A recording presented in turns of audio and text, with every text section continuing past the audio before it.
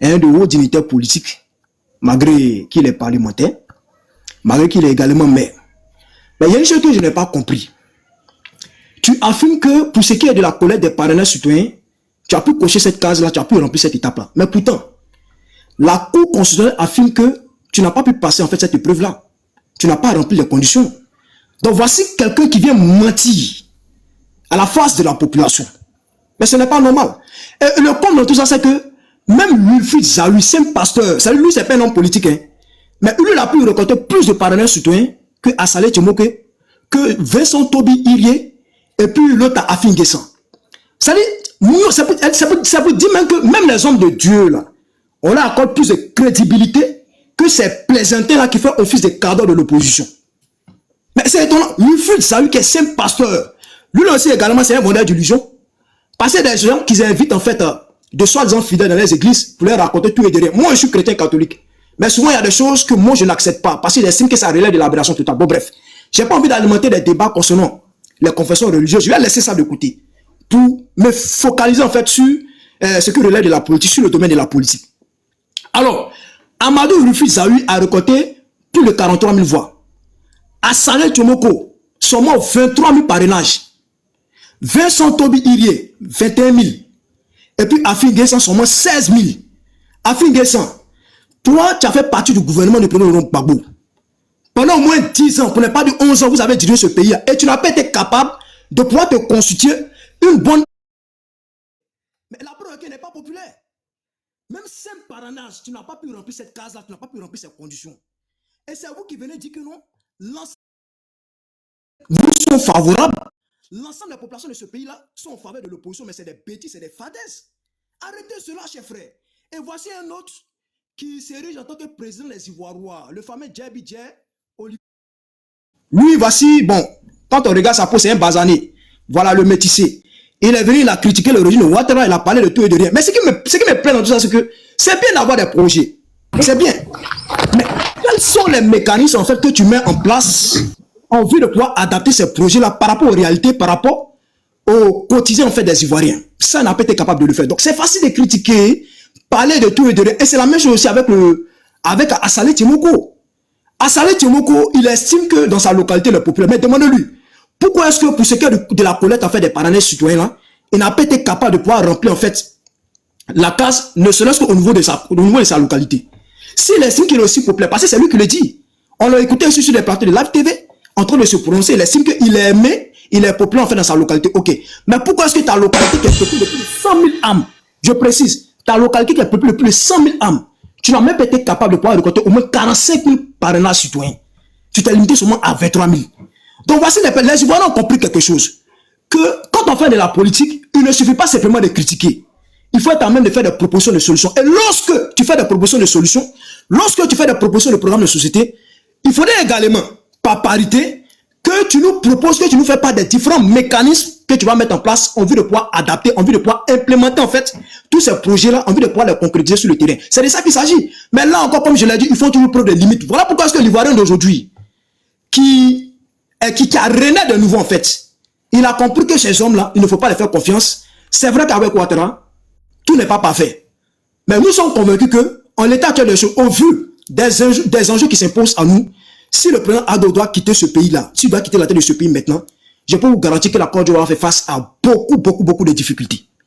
Que ce soit au niveau politique, au niveau diplomatique, au niveau sécurité, au niveau économique et financier, on va faire face à beaucoup de pays. Vous savez, quand vous partez postuler dans une structure, dans le domaine privé, on vous demande est-ce que vous avez les aptitudes inhérentes du poste que vous convoitez.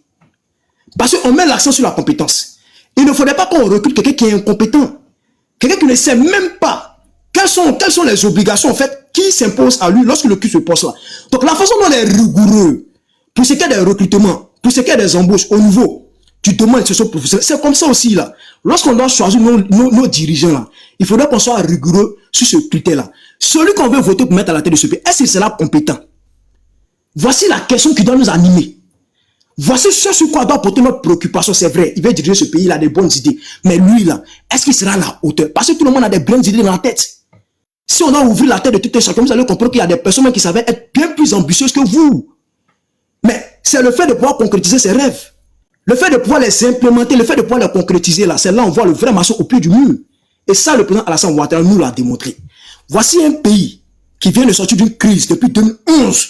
2011, moi, je la considère comme étant notre référentiel galiléen, en fait. Parce que j'estime que c'est à ce moment-là que le RADP a pris les rênes de ce pays-là. Donc, nous, on estime que c'est notre repère galiléen. C'est à partir de là que nous, on juge, qu'on juge, en fait, le RADP, ce régime-là, qui est au pouvoir, depuis maintenant 14 ans. Nous, on estime que ce régime-là, qui a pris ce pays-là, dans un état délabré, l'appareil de l'État était en lambeaux, ils ont tout fait pour le reconstituer. Les caisses de l'État étaient vides. Et en 14 ans, même si Ouattara a engagé le pays dans un programme d'endettement, mais je le dis, il n'a pas surendetté le pays. C'est vrai, il nous a engagé dans un programme d'endettement, mais le pays n'est pas surendetté. Et la Côte d'Ivoire a réalisé plusieurs exploits en 14 ans. Vous savez pourquoi? Parce qu'un pays qui vient de sortir d'une crise, qui remporte à 2 reprises la CAN, c'est du jamais vu dans toute l'histoire de l'Afrique. Un pays qui vient de sortir d'une crise et qui est devenu le leader de toute l'Afrique francophone noire, c'est du jamais vu dans toute l'histoire de l'Afrique. Un pays qui vient de sortir d'une crise, qui a pu avoir l'une des croissances économiques les plus rapides de ces dernières décennies, mais qui n'est pas catégorisé dans les pays qui sont surendettés. On est endetté, mais on n'est pas surendetté. Ça, c'est un troisième exploit que la Côte d'Ivoire le fait. Et tout cela de par qui? De par les actions, de par les œuvres qui ont été posées par le président Alassane Ouattara. C'est du jamais vu, en fait. Vous me donnez le nom d'un seul président qui a réussi à réaliser cela, qui a réussi à faire cet exploit dans son pays qu'il dirait il n'y en a pas. Donc moi je le dis, on fait face à des enjeux très importants, questions sécuritaires, questions politiques, diplomatiques, économiques et financiers. Vous avez vu que il a tellement bien géré le pays qu'aujourd'hui là, le taux d'endettement est de 55%. Je peux vous garantir que sous d'autres cieux, quand Bédi a pris la tête de ce pays en 93, décembre 93, la Côte d'Ivoire avait un taux d'endettement de 18%. Et ça, je le dis. Mais en 97, là, le taux d'endettement est passé de 18% à 84%. En seulement 6 ans. Pardon, en seulement 4 ans. Vous expliquez cela comment? Mais avec le président Ouattara, de 2011 jusqu'à 2026, ça fait 14 ans. Comment est-ce qu'il a pu gérer la situation pour limiter la question de la dette à 55% par rapport au PIB? Moi, je pense que c'est là où on voit la compétence de l'homme. Donc, les gens doivent comprendre que si on doit choisir nos leaders là, on doit mettre l'accent, on doit être rigoureux en fait sur ce point-là, sur ce critère. Est-ce que celui qu'on va voter, il sera capable de pouvoir faire face à la situation? Est-ce que celui qu'on va voter, il sera à la mesure, il sera à la hauteur en fait de nos attentes, de nos préoccupations? C'est de ça qu'il s'agit. On ne peut pas permettre que, parce que vous êtes favorable, parce que vous aimez l'homme, et donc vous tenez à ce qui se porte à la tête de ce pays. Nous, on n'aimerait pas que quelqu'un vienne commettre 2 fois la même erreur. Quand ils vont venir l'attaquer, quand ils vont venir essayer de lui mettre les bâtons dans les roues, il va accuser le fait que non, il est victime d'un complot. Nous, on n'a pas besoin de personnes qui passent le plus clair de leur temps qu'à se victimiser. On n'a pas besoin de ça. Et ceux-là, ils sont dans ce qu'on appelle l'escroquerie victimaire. Comme ils voient qu'ils sont incompétents et qu'on va les juger par rapport à cela, ils veulent se faire passer pour des victimes. Mais vous avez menti. Nous ne sommes pas là pour faire de la compassion. Parce qu'on parle du destin de toute une nation. On parle du destin de tout un pays. Et moi, je le dis, et ça, je réitère.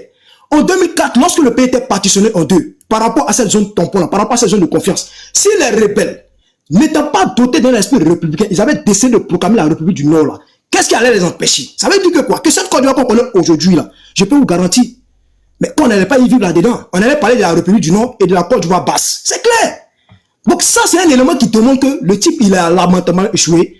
Pour des personnes qui sont imbues d'une bonne conscience, pour des personnes qui font preuve d'objectivité, qui aiment ce pays-là, franchement, même si tu as de l'amour pour l'homme, là, on a même conscience de dire que il doit prendre sa retraite. Il doit prendre sa retraite politique et laisser la nouvelle génération poursuivre le combat, poursuivre en fait ce qu'il a initié. Mais vous savez, il y a beaucoup de personnes qui disent qu'ils se sont inscrits à l'école du président Gbagbo. Mais quand tu leur demandes, quand tu es parti à l'école du président Gbagbo, qu'est-ce que tu as retenu? Qu'est-ce qu'il a eu à t'enseigner? Ils ne sont pas capables de se prononcer. Parce que quand vous prenez en fait tous les différents livres que le président Gbagbo a eu à écrire, il n'y a aucune background idéologique. C'est-à-dire, qu'est-ce qu'il défend? C'est-à-dire, qu'est-ce qu'il valorise en fait comme idéologie? Qu'est-ce qu'il met en avant? Rien. Parce que, soi-disant-il, ce qu'il a eu à prôner en fait, il a fini par être en déphasage avec cela au vu de ses actions qu'il a eu à poser. Parce que tu ne peux pas dire que le franc CFA n'est pas bon, et pourtant sur un plateau télé, tu fais la promotion en fait de cette même monnaie en question. Donc il y a un paradoxe, il y a contradiction. Donc il y a un fossé, il y a un déphasage, un contraste en fait entre ce qu'il dit, entre ce qu'il prône, et puis ce qu'il pose comme action. Dans son livre qu'il a eu à coécrire avec Emmanuel et avec Mattei, il essaie de justifier en fait ses actions. Moi je pense que ce n'est plus l'heure de se justifier. tu as commis une erreur.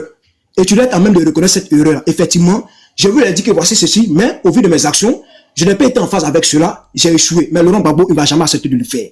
Quand tu estimes que tu as formé des cadres, quand tu estimes que tu as formé la nouvelle génération, là, tu dois être à même de céder ta place et nommer quelqu'un pour pouvoir poursuivre cette action-là. Sonko nous a démontré, ça c'est une belle leçon de démocratie.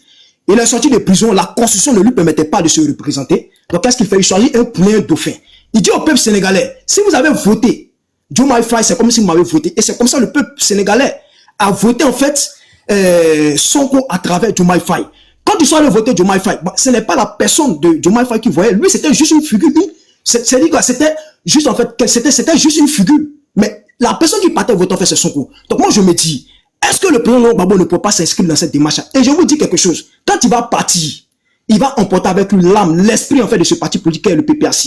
Quand il va partir, quand il va tirer sa référence de façon biologique, je peux vous garantir que le PPAC là va finir par être rabougri. Il ne sera plus que l'homme de lui-même. Parce que le problème est que quand on regarde dans l'état des choses, qui est pressenti au PPAC pour remplacer en fait le président Laurent Gbagbo? Il n'y a personne. Donc vous savez qui est pressenti? Et ça c'est véritable. Normalement, quand vous prenez par exemple l'ANC, bon, les leaders en fait de l'ANC en Afrique du Sud, on savait très bien que les cadors, les dinosaures en fait, quand il allait partir, il y avait telle personne telle que Julius Malema qui allait assurer en fait la relève. Mais quand vous prenez le cas du PPAC, il y a qui à proprement dit. Donc c'est clair que quand il va partir, on va assister à une guerre de succession.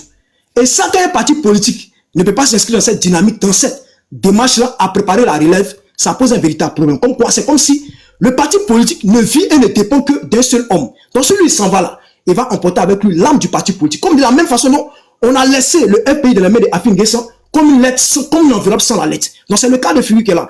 Donc je pense que je vais chuter par là. Vraiment, merci beaucoup de m'avoir accordé ce temps de parole là. Je vais m'arrêter là. Merci.